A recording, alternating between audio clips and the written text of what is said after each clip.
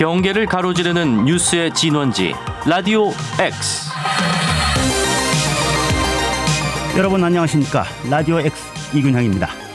라디오 X는 2024년 마지막 방송을 준비하면서 고심 끝에 이분을 모시기로 했습니다. 이태원 참사 특별조사위원회 위원장이자 전 군사망사고 진상규명위원장을 지낸 헌법학자, 바로 전북대 법학전문대학 송기춘 교수입니다. 이태원 참사가 발생한 지 2년이 지났고 또 최상병 사망사고 역시 특검법 한번 국회에서 처리되질 못한 채 진상규명에 한 발짝도 나아가질 못하고 있습니다. 이런 탄핵 국면에서 이 문제 어떻게 또 풀어야 될지, 이러한 사회적 재난의 재발을 막기 위해서는 우리는 어떤 노력을 해야 될지 앞으로 25분 동안 얘기 나눠보도록 하겠습니다. 이태원 참사 특별조사위원회 위원장 송기춘 교수 옆에 나와 계십니다. 교수님 어서 오십시오. 네, 안녕하십니까? 네, 바쁘실 텐데 찾아주셔서 고맙습니다. 네, 감사합니다. 예, 정식 명칭이 12구 이태원 참사 진상 규명과 재발 방지를 위한 특별조사위원회 맞죠? 예, 맞습니다. 네. 예. 자, 우여곡절이 많았다고 들었습니다. 이 태동까지의 과정 좀 설명해 주실 수 있을까요? 2년 전에 그 참사가 발생하고 나서 유족들이 굉장히 많은 노력들을 하였습니다. 예. 시민사회단체하고 연대해서 이 참사가 다시는 발생하지 않도록, 그리고 이 참사의 진상이 제대로 규명될 수 있도록 많은 노력을 기울였고요. 예.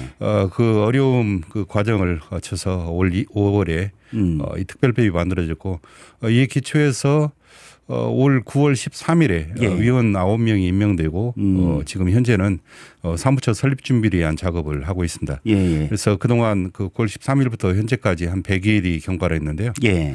그동안에 이 특별법의 시행령을 만들기 위한 작업, 그리고 위원회의 그 운영에 관련되는 규정들, 그리고 예산 확보를 위한 노력들, 그리고 이 참사의 진상 규명을 위한 그 자료들을 확보하고 또 필요한 그런 증인들을 만나면서 예. 위원회의 그런 조사 활동 준비를 조금씩 해나가고 있는 상황입니다. 현재는 이제 조사가 들어간 건 아니고 준비 단계. 예. 일단 그 시행령이 아직 만들어지지 않아가지고 아마 1월 초에 국무회의에서 의결되리라고 생각합니다만.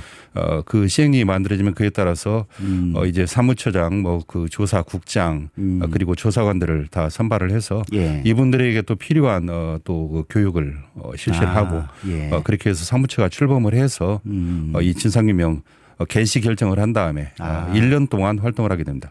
개시 결정 이후 1년 동안. 네, 그리고 나서 3개월간 보고서를 작성해서 국회하고 대통령에게 보고하고 위원회의 활동을 마치게 됩니다. 예. 개시 결정 이후부터 1년이죠? 지금부터 1년이 들어요. 예, 그렇습니다. 예. 그리고 나서 3개월 동안 보고서 작성하시고. 네네.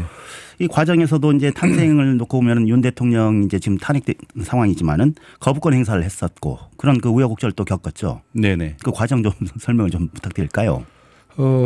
뭐 여러 가지 그 어려움이 있어서 그러리라고 생각을 합니다만은 예.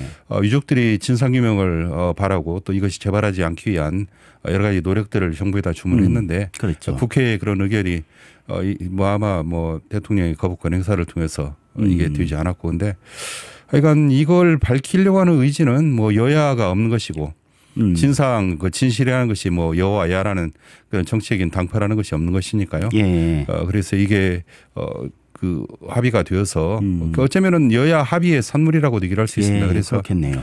우리 위원회는 그야말로 정파를 초월해서 여와야의 그런 합의의 정신을 살려서 정말 철저한 진상규명을 통해서 다시는 이런 참사가 재발하지 않도록, 그리고 이러한 참사가 왜 발생을 하고 무엇이 문제였는지 이것을 철저히 밝히는 그런 과업을 안고 출발한 위원회라고 얘기할 수 있습니다. 중요할 것 같습니다. 진실 규명에 방점을 찍고 계시고. 네네. 자, 특조위는 9월에 출범했는데 이태원 참사가 발생한 지 벌써 22개월이 지났어요. 이 특별법이 국회 통과가 되고 바로 출범하지 못한 어떤 저간의 사정이 있었습니까? 뭐 지금 출발하는 걸 말씀하시는 거예요? 예. 이건 이런 어떤 사전 정지 작업이 필요한 과정이고. 그렇죠. 법률이 만들어지면은 그냥 처음부터 모든 조직이 이렇게 짜여져 가지고 가는 게 아니라 이 위원회가 독립위원회거든요. 그러니까 정부의 그런 그 기관으로부터, 대통령으로부터 사실 독립된 기관이어서 이 위원회에 자율적인 조직권을 부여한 취지에서 현재 그 석 달여를 지금 준비를 하고 있고요. 사전. 그래서 위원회 활동에 상당한 시간이 소요되고 아마 9월 13일 날 그 임명이 됐기 때문에 아마 6개월 정도의 시간이 소요되어서 아마 이 그 조사 개시 결정을 할 수 있지 않을까 이렇게 생각하고 있습니다. 6개월 정도. 저도 빨리 하고 싶어서 굉장히 서둘렀는데, 그러니까 3주 만에 시행령안을 만들어 가지고 행안부에다 보내고 기재부하고 협의를 했는데 이게 그 뒤로도 한 2달여가 더 걸린 상황이죠. 그래서 저희들은 약간 최선을 다해서 신속하게 그 활동을 할 수 있는 터전을 만들려고 현재 애쓰고 있는 상황입니다. 서둘러 보겠지만 6개월 정도는 이제 그 사전 정지 작업이 필요할 것 같다라는 말씀이시고, 그 유족들이 청구한 감사원 그 감사 결과 지금 나왔습니까? 그건 아직 모르겠습니다. 확인이 안 된 상황이고요. 자, 활동 기한 1년 동안에 어떤 점에 좀 그 주안점을 좀 두실 계획입니까? 무엇보다도 이 참사가 왜 발생을 했는지, 그리고 이에 대해서 대처가 왜 그렇게 됐는지, 그렇게 많은 그 사상자가 생기는 그 참사로 번질 수밖에 없었던 이유가 무엇인지, 또 누구에게 이 책임이 있는지 이런 것들을 철저히 규명을 해야 된다고 생각을 합니다. 그래서 처음에 이에 대한 어떤 대비가 문제가 없었는지, 그리고 이에 대해서 대응을 하는 문제, 그리고 그것도 수습하는 문제, 이런 과정 전반을 저희들이 우리 현재 제기되고 있는 그 유족과 피해자, 그리고 사회구성원의 모든 의문에 저희들이 답을 해야 된다고 생각하고 있습니다. 그래서 심지어는 굉장히 혐오적인 표현을 하는 그런 말들이 왜 잘못되었는지, 왜 문제가 되는지 이런 것까지 저희들이 답을 해서 이 참사로 인해서 초래되었던 수많은 어떤 논란들, 의문들 이런 것들이 다 해결될 수 있도록 하는 일을 해야 되고요. 무엇보다도 단순히 뭐 몇 사람의 형사 처벌에 그치는 것이 아니라 이 참사가 다시는 발생하지 않기 위해서 무엇이 문제였고 무엇이 바뀌어야 되고 어떻게 하는 것이 가장 좋은 것인지, 그리고 그걸 위한 조건은 무엇인지 이것들을 탐색해서 저희들이 이 사회에 문제를 제기하고, 이로써 정말 대한민국의 안전의 어떤 그 현실이 한 단계 둬야겠다는 이런 평가를 받을 수 있도록 저희들이 활동을 해야 된다고 생각합니다. 알겠습니다. 기대를 갖고 지켜보겠습니다. 자, 원인과 재발 방지에 이제 주안점을 찍으실 계획이고, 자, 조사 신청은 또 접수를 따로 받는다고 들었습니다. 이건 어떤 부분인가요? 일단은 저희들이 그 직권으로 이 참사에 관련돼서 조사를 하는 거고요. 그리고 그 개별적인 신청도 아울러 왔습니다. 그러니까 우리가 조사하는 그 부분에 중복된 그 신청도 가능하기도 하고, 또 저희들이 미처 파악하지 생각지 못했던 그런 쟁점에 대해서 이 피해자들이, 그러니까 이 피해자라면 거기서 돌아가신 분들의 유족과 그리고 그 거기서 부상을 당하신 분들, 거기에서 구조에 참여해가지고 현재도 어려움을 겪고 있는 분들, 그리고 거기에서 장사를 하시다가 이 참사로 인해서 굉장히 큰 피해를 본 사람들까지 널리 포함되는 이런 분들이 이 피해자입니다. 그래서 이분들이 개별적으로 내가 어떠한 지금 어려움을 겪고 있는데 이 부분에 대해서 조사를 해주고 이에 대해서 적절한 보상이나 조력을 받을 수 있도록 하는 것을 끌어내기 위한 그런 준비도 저희들이 조사도 할 수 있도록 그렇게 하는 것이고요. 일단 그 부분은 뭐 보완적인 겁니다. 신청이 없더라도 그 부분에 대해서 우리가 인지를 하면은 바로 조사를 해서 그에 대해서 답을 할 수 있는 것이고요. 그래서 이 두 가지를 합해가지고 지금 저희들이 조사를 하려고 하고 있습니다. 그러니까 이게 159명, 현장에서는 뭐 158명이 돌아가셨습니다만은 159명이 사망한 그냥 하나의 큰 사고가 아니라 이건 한 분 한 분이 그 참사를 당한, 그래서 결국 159분이 이 희생을 당하게 된 이런 큰 참사거든요. 그래서 이런 부분이 전체의 큰 참사로서 뭐 한 사람이 그런 또 그 돌아가시게 된 그런 사고로서 이게 중복되는 그런 지점을 저희들이 하나하나 드러내야 된다는 이런 취지에서 그 준비를 하고 있는 내용입니다. 돌아가신 분 한 분 한 분의 사정을 정확히 다 이제 꼼꼼히 살펴보시겠다는 거고요. 자, 새로운 그 사실 제보도 속속 들어오고 있다고 들었습니다. 어떤 내용들입니까?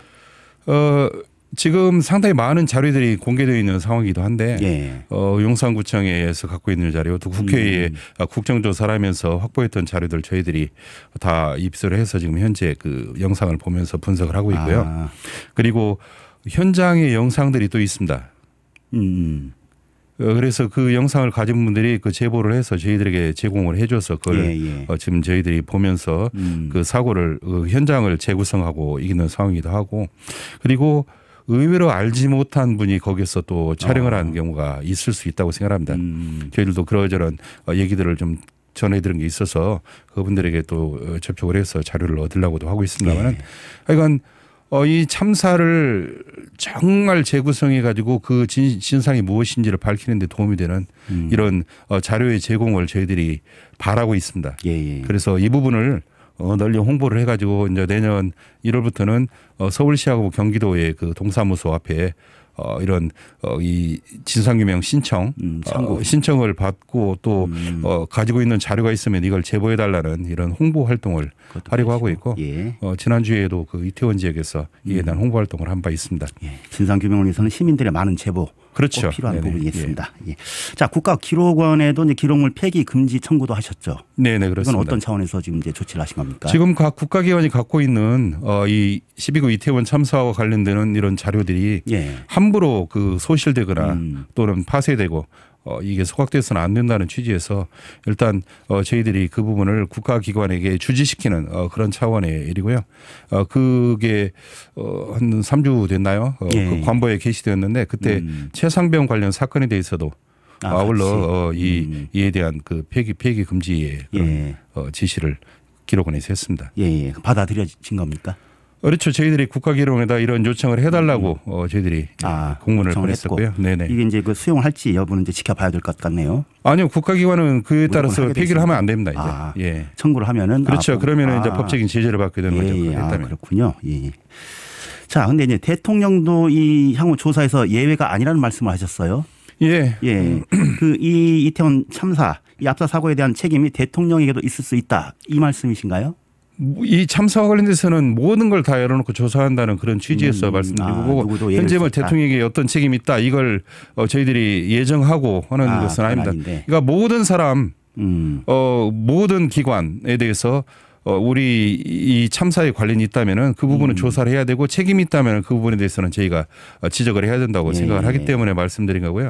너무나 뭐 대통령 이런 부분에 그 점을 부각시켜 가지고 얘기를 뭐 부재하실 필요 이제 성역 없이 그렇죠. 그러니까 이 그 참사의 대응에 관련돼서 국정상황실에서 여러 가지 회의도 있었고 그 회의와 관련돼서 거기에서 어떤 얘기가 오갔고 어떠한 지시를 해서 그 참사의 대응이 이루어졌는지 이런 것들도 봐야 되는 거죠. 저희들이 할 수 있는 한은.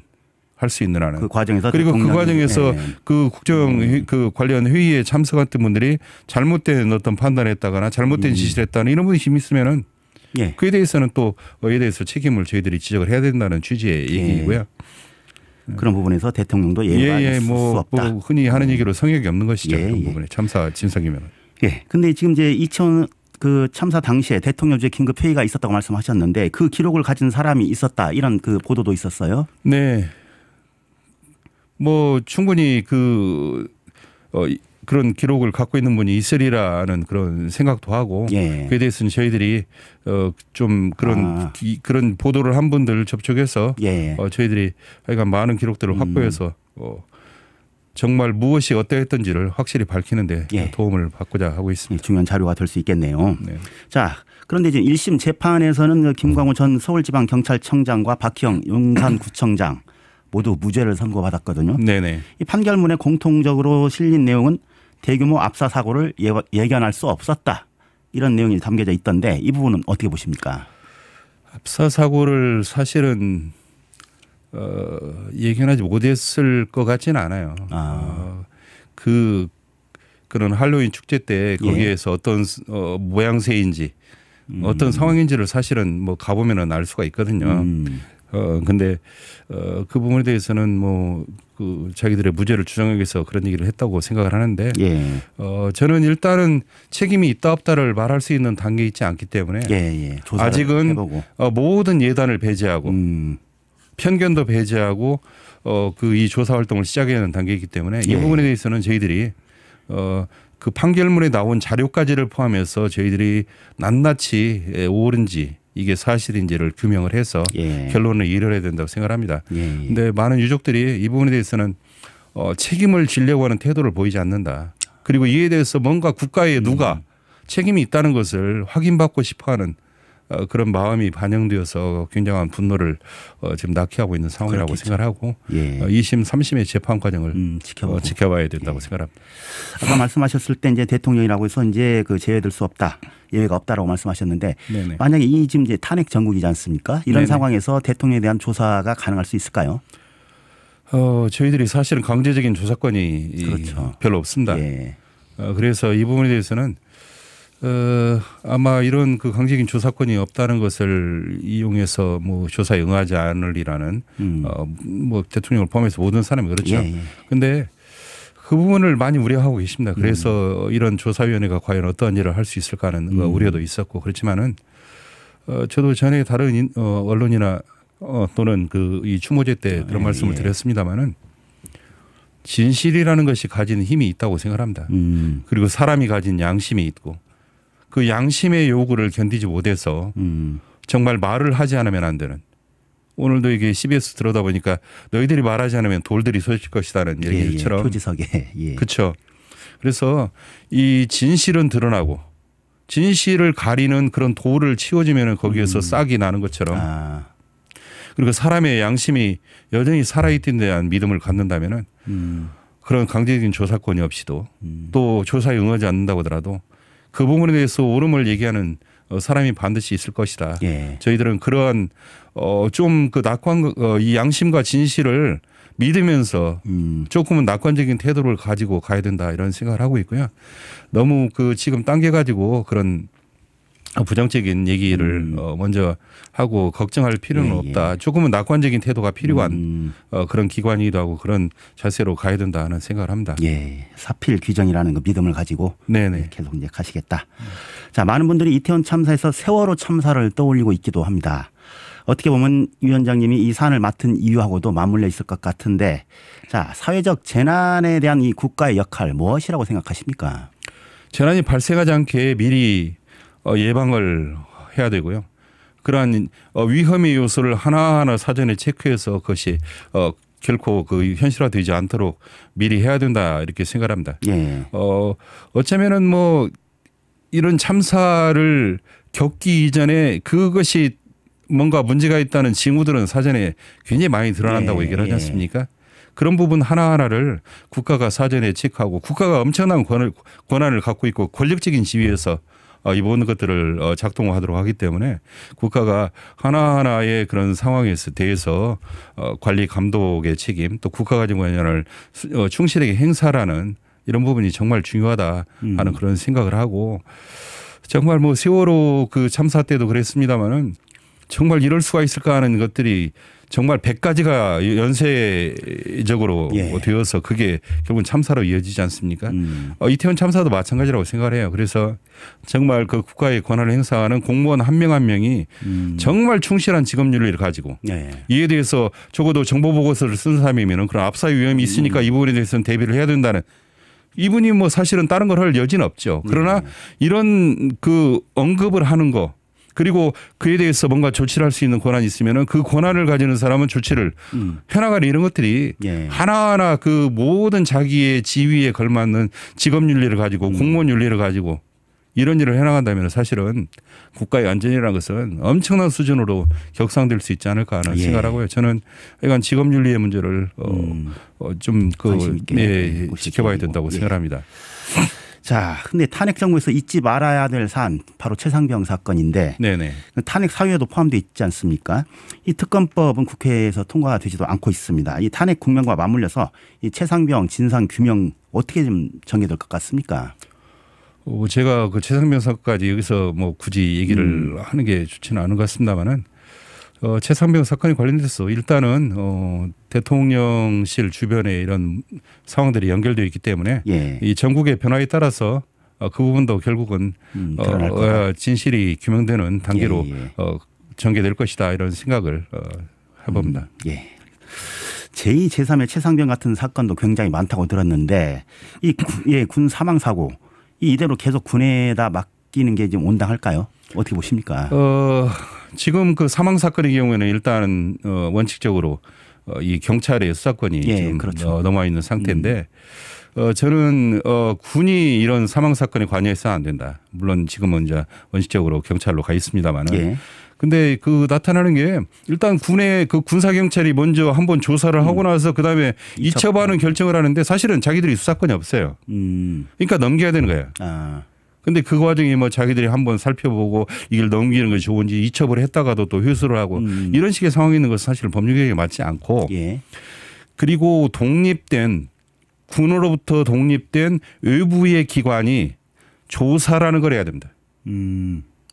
그러니까 일단 경찰로 온 것도 뭐 나름대로 큰 발전이라고 생각합니다. 근데 이게 경찰에서 하면 또 한계가 뭐냐면은 수사예요.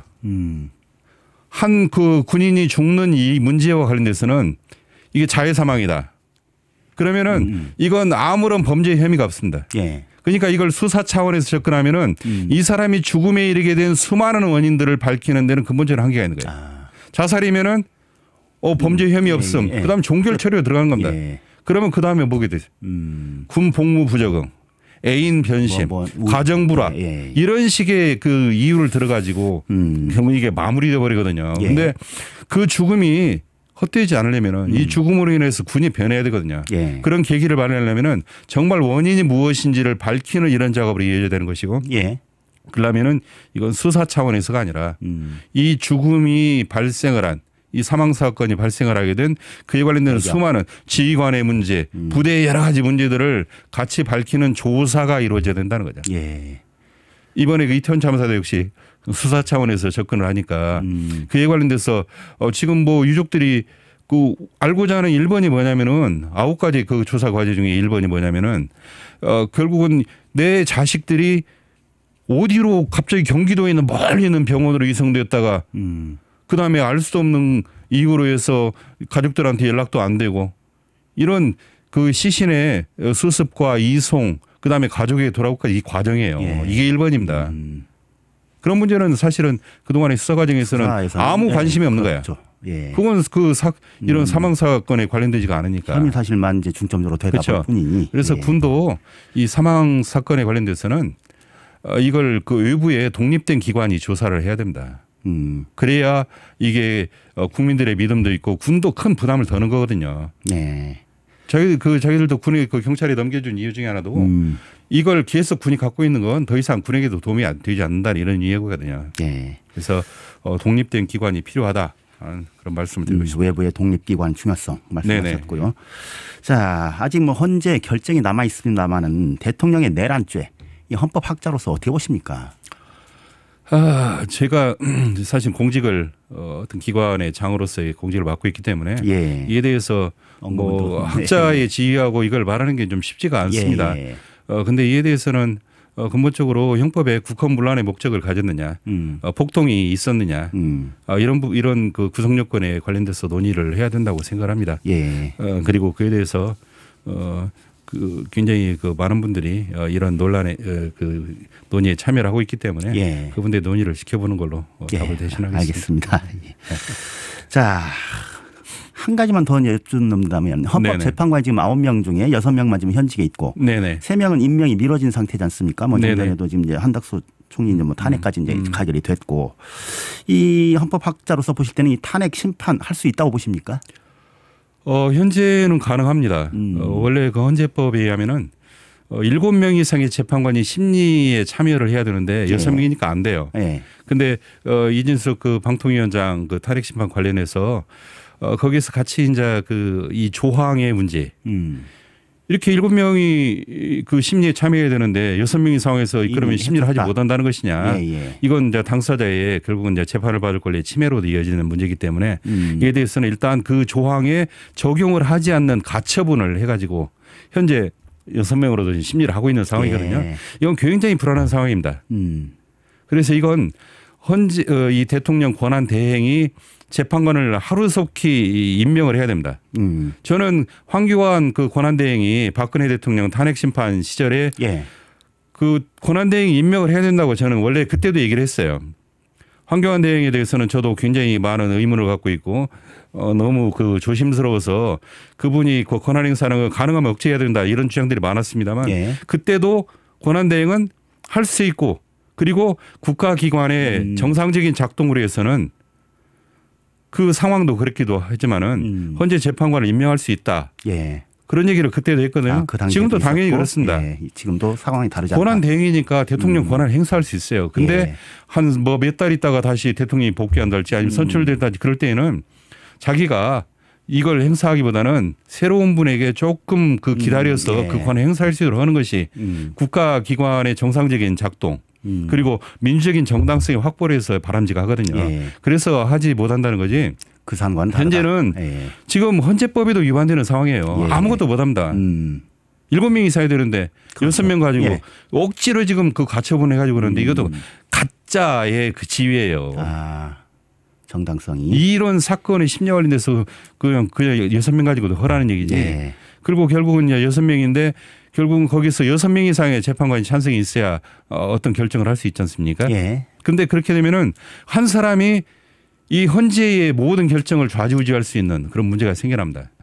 그래서 이건 어쩌면은 6명 전부가 합의하면은 결정을 선고하자면은 한 명이라도 반대하면 아마 여기서는 결정 선고를 못하고 계속 지시될 가능성이 있다. 이런 예. 예측을 해볼 수가 있습니다. 예. 결국은 한 사람이 그 좌지우지하는 그런 거라면 결국은 당사자의 재판을 받을 권리 이런 부분에 그 침해 문제가 또 아울러 제기될 수 있는 상황이기 때문에 그런 것이죠. 그렇습니까? 아이고 어느덧 시간이 벌써 이렇게 지났습니다. 끝으로 이제 다음에 말씀드렸는데 나중에 한 번 더 모시고 또 이제 이 과정 지켜보면서 다시 한번 인터뷰 잡도록 하겠습니다. 네네. 예, 오늘 말씀 고맙습니다. 예, 고맙습니다. 예. 네. 자, 지금까지 이태원 참사 특별조사위원회 위원장이자 전 군 사망사고 진상규명회 위원장을 지낸 헌법학자 전북대 법학전문대학 송기춘 교수와 함께 얘기 나눠봤습니다.